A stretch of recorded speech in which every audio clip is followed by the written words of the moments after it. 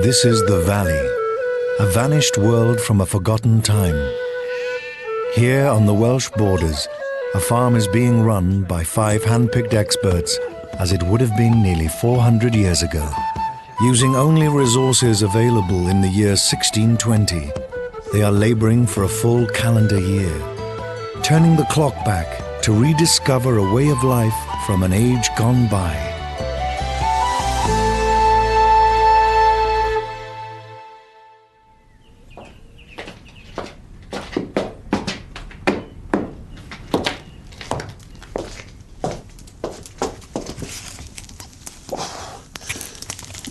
It's December and it's our 4th month working on the farm.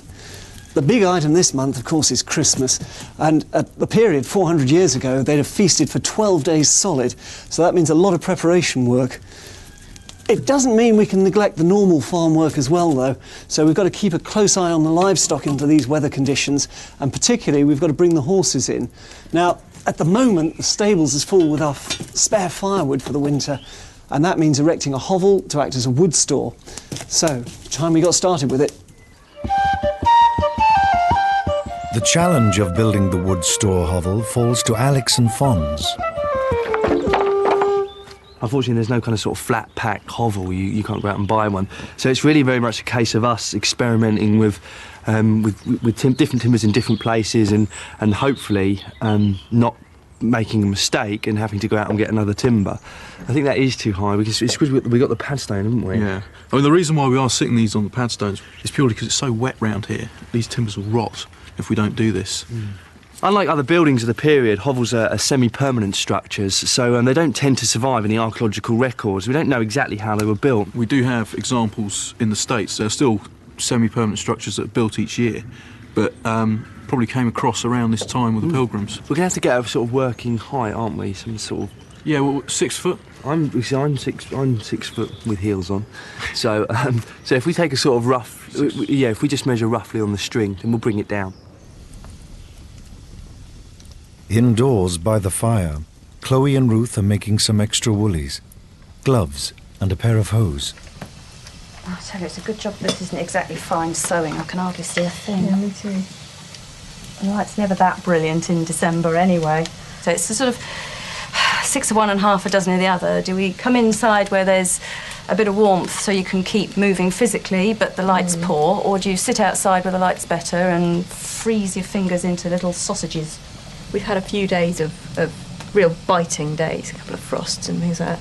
And the one main problem I find up here is the wind, actually, because you're standing on top of that hill and that wind, it cuts right through you, even wearing your woolly layers and your linens underneath. And it's getting wet feet as well. For hose, I find, you know, having a spare couple of pairs so that you can put them on once you've got wet feet, it just makes all the difference, doesn't it? We don't have any boots, we've only got shoes on, so it's, yeah, boys get it easy on that, don't they? Yeah.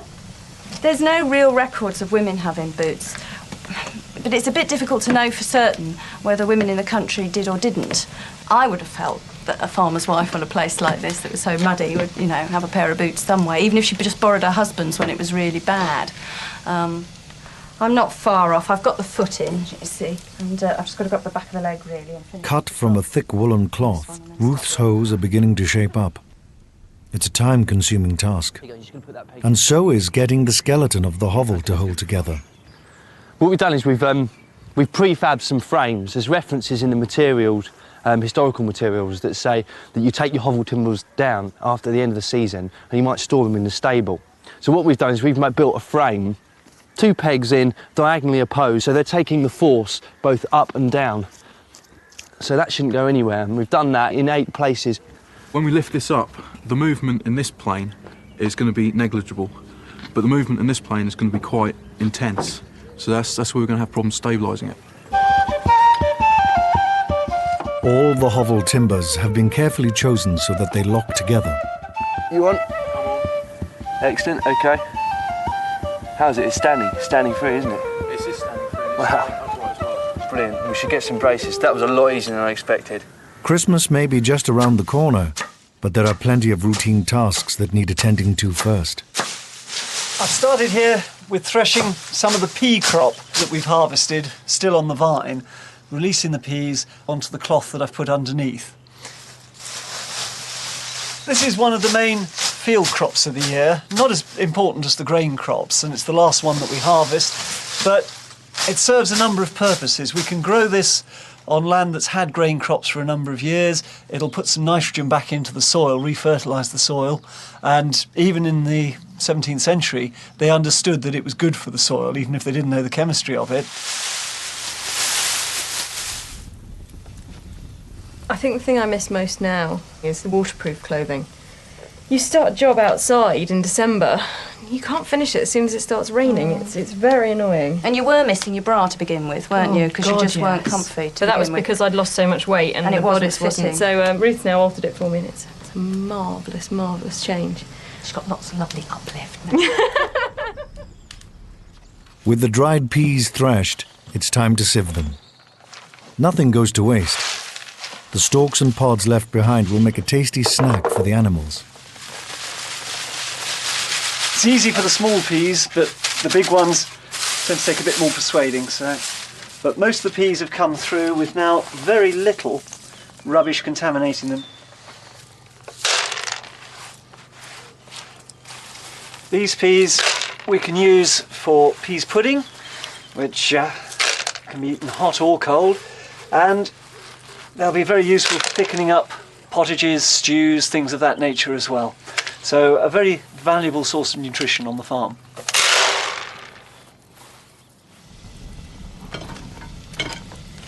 They're really interesting, the clothes that survive, and I find it really rather exciting when if you're allowed to get close to a piece of clothing that was on somebody 400 years ago. I mean, just how much more personal can you get than to pick up a garment that somebody else wore, and you can see, like, you know, you can see like the sweat marks on the collar, and you think, you know, that's real contact with the past, isn't it? You know, that's not dry book learning, that's up close and personal. You can see exactly, just by the way that we're wearing them, exactly how it would have worked. They do actually work, don't they? They do They're work. they're They're not working costumes, costumes, they're yes. clothes. Yeah. And you know, it's not about looking pretty or looking silly or anything. It's about being warm, being covered, being protected from brambles, being, you know, kept out of the rain. It's about living outdoors with no heating apart from the occasional fire and doing this sort of physical work, isn't it? Absolutely. Look at that.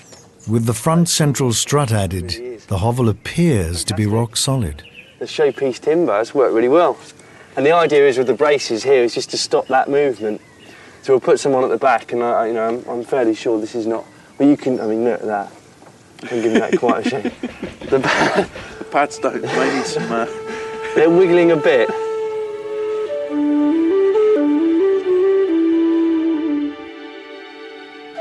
It's a new and very special day in the valley. 400 years ago, the 12 days of Christmas marked a major event in people's lives, as everyone prepared for feasting. It's Christmas Eve and we're really busy.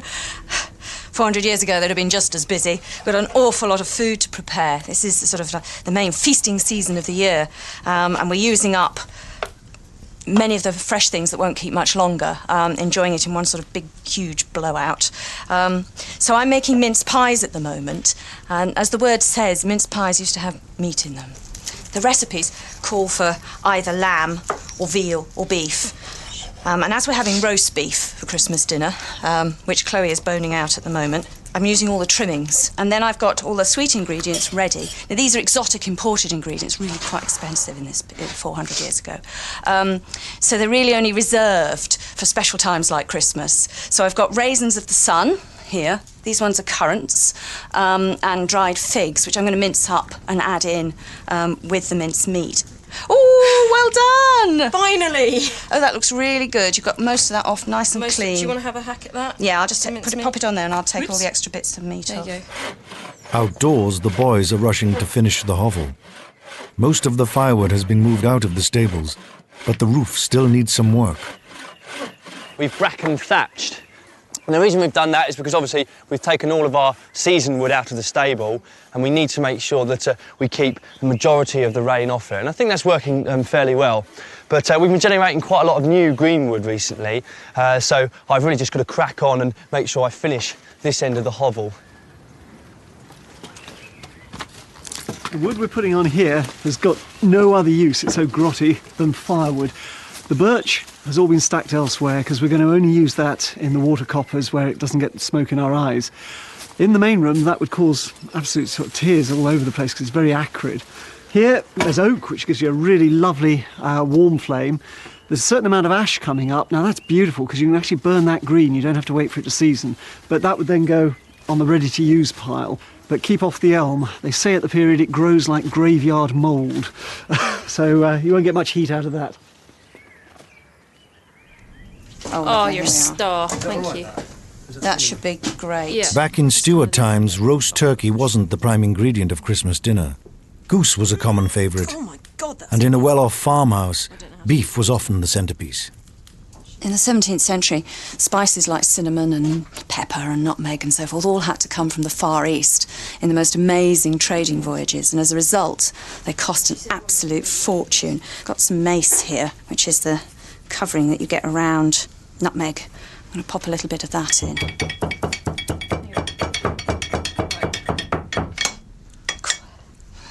Ooh, it smells good. Freshly ground, so much better than buying it pre-ground. Here we are. I'll just tip that in there. How are you getting on over there? We're done. We're just tying these off. Oh, fantastic. Where do you actually want this? Well, if you pop it in the dairy and put a cloth over it, ready, and then we'll be ready for tomorrow. Yeah. Can find a place for that. So we've just got to do the rice for the rice pudding. It's got to go on to boil. We've got the peas to boil, ready for the peas pudding, and then we're just about done on this, and we can get on with the big job of decorating the house ready for Christmas. One of my favourite things to do on Christmas Eve. For the hovel roof, the boys have been busy over the past month, harvesting bracken. With the skills he picked up thatching the cowshed, Alex is using bracken as the top coat of thatch over bundles of twigs called faggots. It's important, obviously, to get as steep a pitch as possible because we want the water to run down the bracken. It's good fun, this. It's working big. It's like big sculpture, you know. You've really got to just hit it hard. Obviously, paying special attention not to fall off the roof as I did the other day. Problem is because we've had a few frosts, it's got a lot more brittle. So it's really scratching the hands, and the major concern is that it's thinning out as well. So I'm getting my excuses in early. To be brutally honest, I'd give my right arm to pop down the DIY store and get a roll of felt. Ooh, lovely funds. Oh, this is looking much better now. I'm a lot happier with this. For people living on a 17th century farm, religion was the truly dominant factor of Christmas. Much of the seasonal paraphernalia we take for granted today came in much later. One man who can help the team rediscover a Shakespearean-style Christmas is Ronald Hutton, a leading expert on Tudor and Stuart society. 400 years ago, people went to church on Sundays and at the great feast days like Christmas for the simple reason they got fined if they didn't. Now, this wasn't particularly to keep them pious. It was to make sure that they weren't Roman Catholics or forms of radical Protestant who represented actual enemies of the Church of England. It's a political business. But that at least meant everybody turned up. Behind the Christian feast of Christ's birthday lies a massive range of prehistoric pagan festivals celebrating the rebirth of the year and the sun, the winter solstice. The Anglo-Saxons called it the Mother Night, Modrinicht. The Scandinavians, that's the Vikings to us, called it Yule, which is of course a term we imported. It's the same primitive instinct of getting worried as the daylight and the warmth goes and the trees shed their leaves around you, and the same urge to celebrate once you realise a turning point's been reached. No matter how many of you are going to die before the spring comes, it's on its way. Done. There's a bit of a shallower pitch up there, isn't there? Yeah, So what do you think? I think it's very good. I think Good job done, I think. A poorly built house. Back in the age of Shakespeare, there was no such thing as a Christmas tree, mistletoe, or fairy lights. But decorating the house was still a big affair. Christmas Eve in a farmhouse about 400 years ago was one of the most exciting times of the year. It's the beginning of the biggest holiday of the year, 12 days of eating, drinking and making merry. And the last 4 weeks, which is the season of Advent, would be the time of the last hard work of the entire year upon the farm. And also of drawing your belt a bit tighter, cutting down your food in order to save up the real grub for the holiday. So people be living on porridge, living on bread and cheese, hard work, lack of excitement, a bit of malnutrition. So on Christmas Eve, the good time's finally coming. Let's face it, midwinter, left to its own natural devices, is a pretty depressing time of year. It's when there's least greenery, fewest flowers and blossoms. What do? You turn your home into a garden. You bring in the symbols of life, and you put them up. Holly and ivy are the obvious favourites, they're most common, but also they've got rosemary, wonderfully scented. Wow. And bay leaves also, with their own more subtle scent. We know about these because they're celebrated in the poetry of the time. Robert Herrick, the greatest lyrical poet of the early 17th century, saying, "Bring up the rosemary and the bays." So this is a kitchen that's going in for Christmas big time on Christmas Eve. Let that one drop because it just pushes it. Yep. And then if we suspend it, because we've got the nail there, haven't we? All the firewood has been stored in the hovel, but there is one very special item that needs to be moved. Nowadays known primarily as a chocolate dessert, 400 years ago, it was brought into the farmhouse as a central part of the Christmas festivities. Okay, coming through. It's a better fit. Wow. The Yule log is the exact 17th century equivalent to the modern Christmas tree. It's equivalent because, like the Christmas tree, it's just come in from Germany. The Christmas tree arrived in the 19th century, the Yule log probably in the 16th. Just as everybody naturally gathers around the tree these days, everyone gathers around this gigantic log in the burning hearth in the early modern period.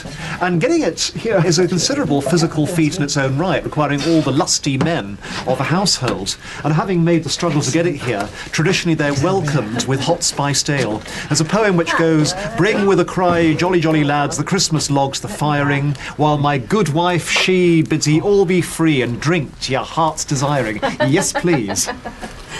Here we go. You deserve this after that. That's enough. Let's stop. Okay, gentlemen, let's give this some hobnail. Wassail! Drink ale! Indeed. That's delicious. Fantastic. It's Christmas Day in the valley, but there's no time for a lie-in. Before preparations can begin for the big feast, the animals still need to be tended to, and the fire lit early so it's hot enough to spit roast the beef. Oh, it's a big piece, isn't he? So much easier with a piece that's boned out. Beautifully boned out. Beautifully boned out. Is that on? Yeah, I think that's it. It's starting to wrinkle a bit, isn't it? Yeah, here we go. Oh, careful with that spike. Sorry. In order to make sure that it cooks nicely and stays moist, we shall keep basting and dredging right through the roasting process, alternately. So you put on a baste, give it 10 minutes or so, and then dredge it with breadcrumbs. And it'll build up a crust around it, which seals all the juices in, makes it really tasty. I have to say, oven roasted meat, I haven't got a thing on spit roast meat, as long as you do it properly. With the beef slowly cooking, Chloe and Fons can check up on the livestock. Some of the cows in the valley are pregnant, and the team are keeping a close eye on them. One is looking especially close to term, the leader of the herd, Duchess. She's looking huge, but we're not too worried about her because she's had plenty of calves before, and she shouldn't have a problem with this one. She should, hopefully, just drop it in the middle of the night, and we'll come down one morning and find it sitting there on the floor next to her. But we are going to supplement her diet with basically a high-protein feed that we're going to make up from things like turnip heads, rolled barley, and then we'll start the battle of pinching the milk. Yeah. The Duchess is a big cow. I mean, she's had so many calves over the years that she's got sprung ribs. So it makes her appear pregnant all the time, actually. With the beef roasting well, the team can get on with the other dishes. Stuart is making a period-style chicken pie. How's that water doing? Is it 400 years ago, chicken wasn't a very common meat, so it would have been a special treat. We know that on this farm, part of their rent was to pay a fat hen at the Feast of the Circumcision, which is the 1st of January. So they definitely had chicken around at the time, and it's Christmas, so hey, if they had a spare one, they probably went for it and had one themselves. Now, I need to mix the first layer of the pie, which is the dried fruit. And we've got raisins. Now, we know they were importing these from places like Malaga. I've seen account books from the 1630s for a farmer on Anglesey where he trots off usually about mid-December, and raisins are one of the staples he buys year after year. Are we ready on the pie case? just about, yeah, Just go on then. about. This is the base layer. Fills in there. Now, to keep the flavour really rich and sumptuous, although it's not actually an expensive ingredient, plenty of butter. This will just melt and soak into the dried fruits. And we then add in, let's hope it's going to fit. We're going to pop some more butter on top, otherwise it'll go all dry we've at got the top. spices to go on top as well. Bit more Right. dried fruit. Sort of conspicuous consumption, really, this, isn't it? Most of the year, all the food is really very local. But this time of year at Christmas, you know, you're sort of bringing in foods from all over the known world. Like many pies of the time, the casing on this one is disposable. It's the goodies inside that are all important. I think these cows are doing remarkably well overall. I think they seem very happy. They're an incredibly friendly little herd, actually. They've really bonded as a herd. I mean, Yeah. Duchess is the leader. Oh, yeah. What she says goes, really. And this is Sweetheart. This is Duchess's calf that was born in April. Now you can just see the horns coming through here. I mean, I was always under the impression that male bulls had horns, Watch it, Fons. but apparently it can be either sex, and the calf will have horns if the mother did, or if the father did. I have come to like cows. I mean, they're docile animals, and so am I. And we get on very well. It took a little while. I mean, I was a bit apprehensive at first. I mean, they are big animals, but they are very, very gentle. I had one major problem with this cow. I was feeding her and she thought I was definitely not feeding her enough. And she turned round and I got the end of one of those right between the two big muscles on the side of my thigh. Had a bruise for about a month off that. The crust of the beef is building up well, but it's not just hot dishes that the team are cooking up for dinner. One of the other special dishes we're going to do for this meal is a grand salad, aping what the gentry would eat on a regular basis for their feasts. Now, the core of the grand salad, and it's going to be a bit like a bullseye with concentric circles, we have a mixture of dried fruits. Into the pot go some olives, almonds, some chopped figs, and lots of currants. Currants were such an important part of cuisine for people who could afford them that just over 20 years later, when the Civil War broke out, the import of currants was banned by Parliament because so much money was leaving the country to buy them that they needed to keep in there to pay the troops with. There we go. Not the neatest of jobs. Hang on, just pinch him round. This pie looks about done. Yeah, it looks really good. Chloe! Couldn't take that out and pop it in next to the bake oven, would you? Yeah. Thank you.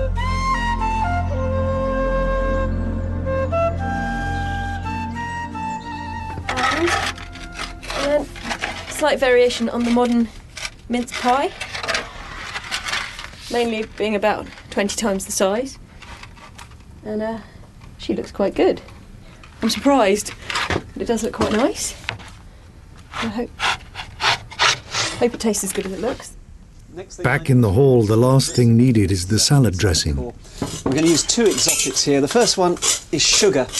Now, this would have cost around about sixpence a pound. Now, that's at a time when a labourer's earning about 8p a day. Sugar loaves like this were generally imported from Morocco. Next ingredient is what they called salad oil in the period. Olive oil from the Mediterranean. Come pass me that sugar, could you, Stuart? I could. Some space. Thank you very much. And last but not least, we've got a large apple pie.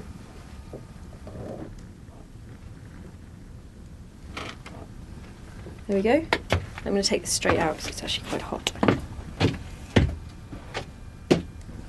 If you look at gentry menus, you find that many of their dishes are purely for display, and the appearance and the layout and the colour in a dish like this is in some ways almost as important as the flavour. I suppose if you had it on a daily basis, you'd be showing you had all this spare labour, wouldn't you? All this time that you could just let your servants go and do useless prettiness as opposed to doing useful work. And for people like this, it's just nice to have pretty food once or twice a year. To drink with our Christmas dinner, we're going to have lamb's wool, which is beer, and you put apple in it and then let the jug sit by the fire and just warm through so that the flavours mix a little bit. Is it just apples in there? Yeah, it's just apples. And I think we just need something to top this up. A sprig of rosemary.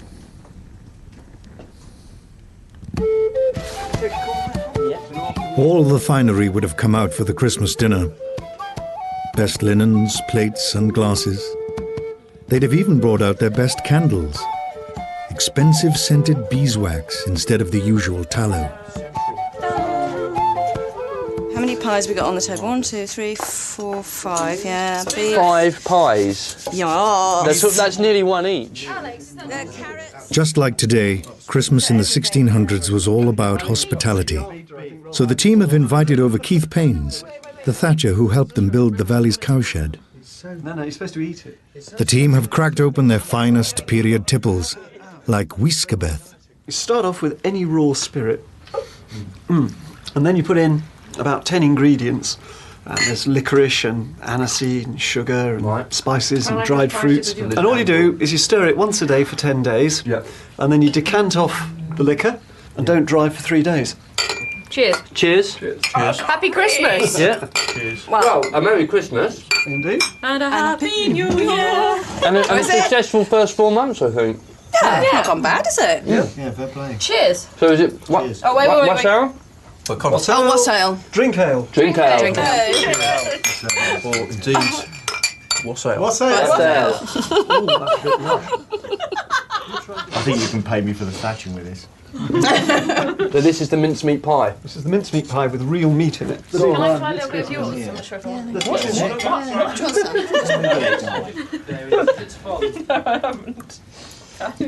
This tastes just like modern mincemeat, doesn't it? Yeah, it does, doesn't it?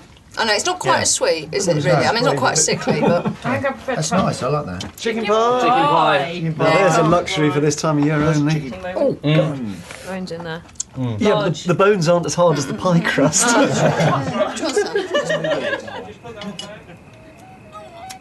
Oh, yeah, mussels. Who did that? Did Fonzie crush it in his hand? Yeah. Oh, did he? Hey, I got it right. Okay, time for the ball. Yes, head in hand, bring eye, etc. present Arthur. That deserves a round of applause. Fantastic. So this is a... It's March paint, you know, almonds and sugar. Takes hours. So what do we do? Just... Eat him. Fonzie's got the pig's ears. Alex didn't seem to have too... My nose! I'm going to have the other ear. Will merry, merry be, in spite of all our woes. And he that will not merry, merry be, will pull him by the nose. Let him be merry, merry, merry there, while we're all merry, merry here. For who shall know where he may go, to be merry another year, brave boys, to be merry another year.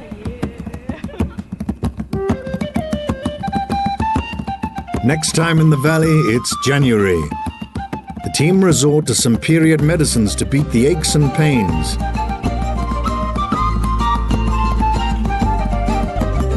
They stock up on winter wood supplies, and they get some surprisingly acrobatic help with hedge laying.